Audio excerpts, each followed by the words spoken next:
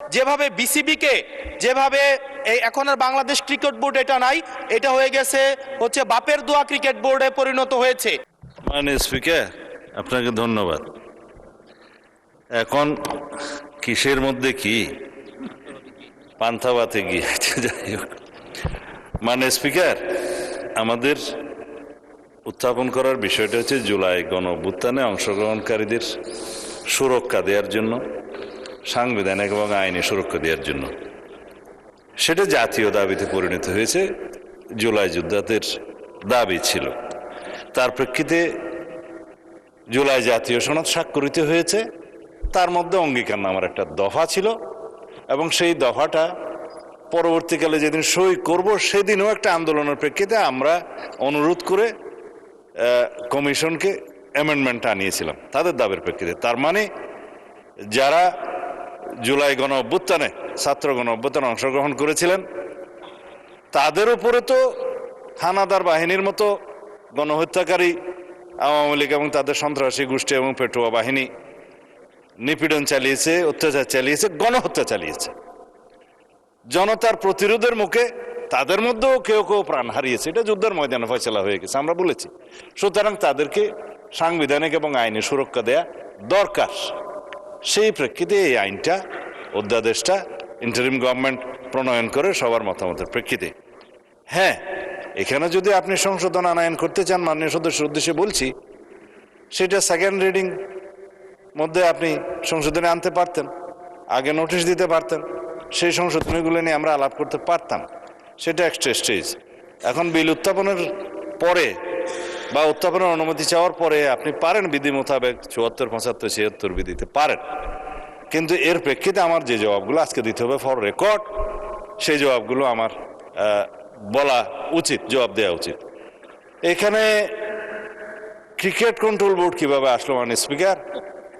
Bangladesh cricket control বোর্ডের interim গভর্নমেন্টের সময় তৎকালীন ক্রীড়া উপদেষ্টা ক্ষমতার প্রয়োগ করে সারা বাংলাদেশের জেলা কমিটিগুলোকে প্রভাবিত করে সেভাবে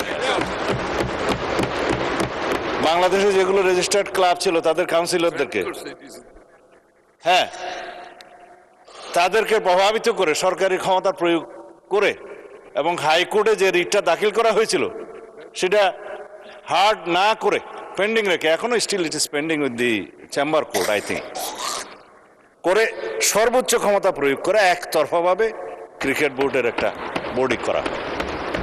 তার প্রেক্ষিতে বর্তমান গণতান্ত্রিক সরকার মাননীয় ক্রীড়ামন্ত্রীর নেতৃত্বে তিনি একটা ইনকোয়ারি বোর্ড করে দিলেন কি কি অনিয়ম হয়েছে না হয়েছে ফাইন্ড আউট করার জন্য।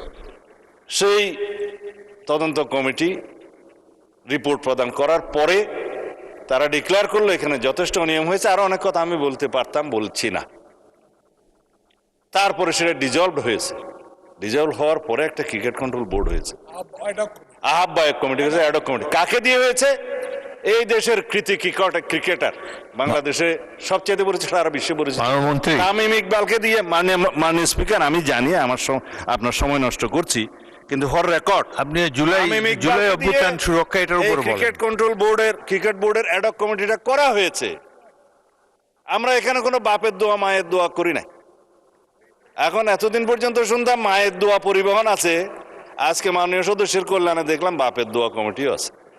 যাই হোক, মানবাধিকার কমিশন নিয়ে উনি কথা বলেছেন, এটা বলতে হয়, জাতির কাছে কিন্তু ভুল রিপোর্ট যাচ্ছে মাননীয় স্পিকার।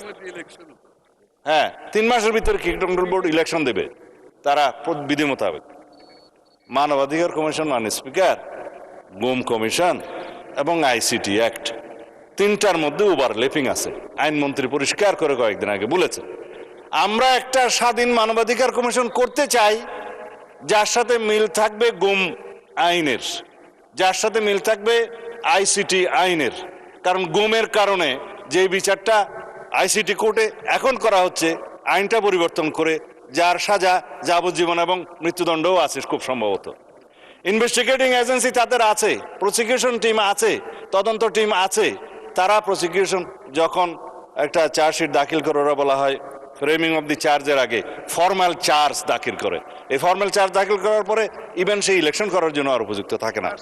এই শক্তিশালী আইনটার সাথে ম্যাচিং না করে আরো কম সাজার বিধান করে একটা টেম্পোরারি তদন্ত করার একটা দায়িত্ব মানবাধিকার কমিশনকে দিয়ে 1-1.5 বছর সময় বিনষ্ট হবে। তার চাইতে যিনি ভিকটিম, গুমের ভিকটিম, সরাসরি যদি আইসিটি অ্যাক্টে মামলা দায়ের করতে পারে, সেখানে তদন্ত হবে, তদন্তের জন্য আলাদা অর্গান আছে, প্রসিকিউশন টিম আছে, সেইটা ম্যাচিং না করে একটা গত ইন্টারিম গভর্নমেন্ট একটা আমি বলবো বালখিল্যপনা একটা আইন করে দিয়েছে, এবং সেটার সাথে মানবাধিকার কমিশনের একটা সিমিলারিটিস থাকবে। স্ট্রং মানবাধিকার কমিশন আমরা করতে চাই।